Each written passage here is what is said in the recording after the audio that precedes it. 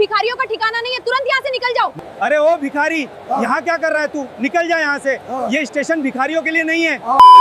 Railway station पर मौजूद लोग जिस बुजुर्ग को एक मामूली भिखारी समझकर बार बार धक्का देकर वहां से भगा रहे थे, असल में वो ना तो भिखारी था और ना ही गरीब, बल्कि वो इतना बड़ा आदमी था जिसका नाम सुनते ही पूरे रेलवे सिस्टम के बड़े बड़े अधिकारी खड़े हो जाते थे।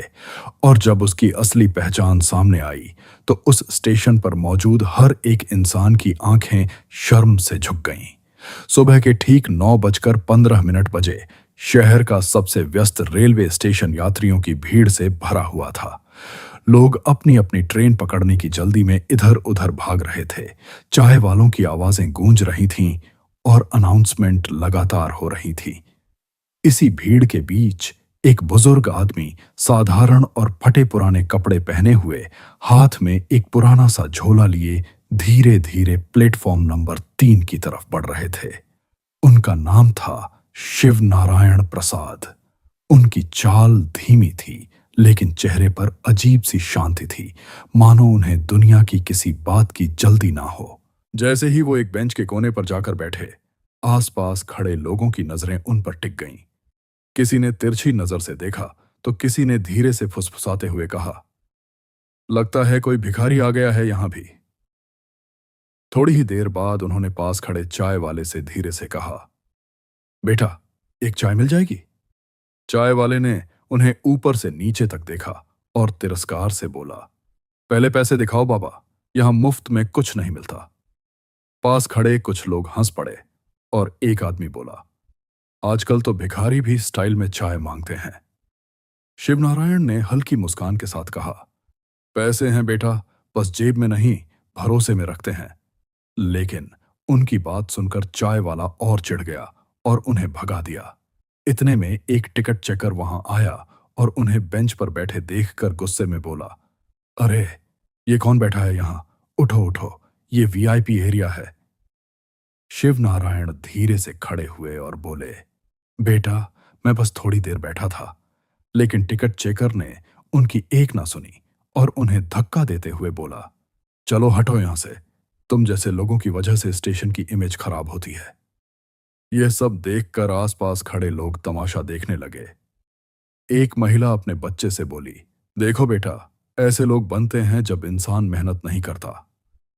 और यह सब सुनकर भी शिवनारायण चुपचाप खड़े रहे। उनकी आंखों में ना गुस्सा था ना शिकायत, सिर्फ धैर्य था। तभी वहां एक युवा रेलवे कर्मचारी आया। नाम था राहुल वर्मा। उसने यह सब देखा और आगे बढ़कर बोला, सर, ऐसे क्यों बोल रहे हैं? ये भी इंसान है। लेकिन टिकट चेकर ने उसे डांटते हुए कहा, तुम अपना काम करो राहुल। राहुल ने धीरे से शिवनारायण से कहा, बाबा, आप यहां आइए, मैं आपके लिए चाय लेकर आता हूं। और उसने अपनी जेब से पैसे देकर उन्हें चाय दिलवाई। शिवनारायण ने उसकी तरफ देखा और कहा, भगवान तुम्हारा भला करे बेटा। और पहली बार उनके चेहरे पर हल्की खुशी दिखाई दी। करीब 1 घंटा बीत गया। शिवनारायण वहीं बैठे रहे, कभी घड़ी देखते तो कभी स्टेशन की भीड़ को। फिर उन्होंने राहुल से कहा, बेटा, यहां का स्टेशन मैनेजर कहां मिलेगा? मुझे उनसे कुछ जरूरी बात करनी है।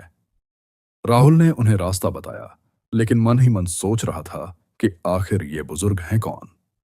इसी बीच अचानक स्टेशन के बाहर 3 काले रंग की लग्जरी गाड़ियां आकर रुकीं और उनमें से सूट बूट पहने कई बड़े अधिकारी तेजी से प्लेटफॉर्म की ओर बढ़े। स्टेशन मास्टर खुद दौड़ते हुए उनके पास आया और घबराकर बोला, सर, आप अचानक यहां? तभी एक अधिकारी ने सख्त आवाज में कहा, हम यहां एक खास इंसान से मिलने आए हैं। नाम है शिवनारायण प्रसाद। पूरा स्टेशन एक पल के लिए सन्न रह गया।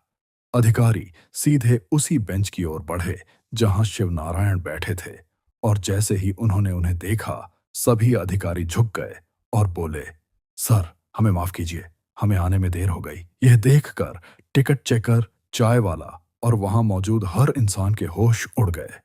राहुल की आंखें भी हैरानी से फैल गईं।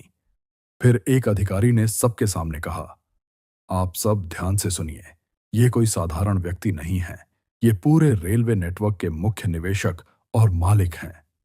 यह सुनते ही पूरा स्टेशन स्तब्ध रह गया।